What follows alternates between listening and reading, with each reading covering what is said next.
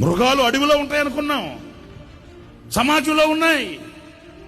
ఈ రోజున ప్రేమ ఆప్యాయతలు మరుగాయి, ప్రేమ ఆప్యాయతలు చచ్చిపోయాయి.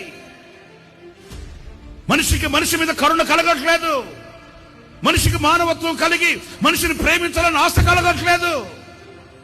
మనిషిగా నన్ను పుట్టించాడు దేవుడు, మంచిని పంచాలి అనే ఆలోచన రావట్లేదు. విమర్శలు, ఒకరినొకరు నిందించుకోవడం, ఒకరినొకరు దూషించుకోవడం, ఒకరి మీద ఒకరు నిప్పులు పోసుకోవడం, ఒకరినొకరు చెరుపుకోవాలని ప్రయత్నించి కంకణం కట్టిన కఠినాత్మలై సాగుతున్న కఠోరమైన కసాయి రోజులు ఇవి. మనుషులలో కరుణ కనిపించదు.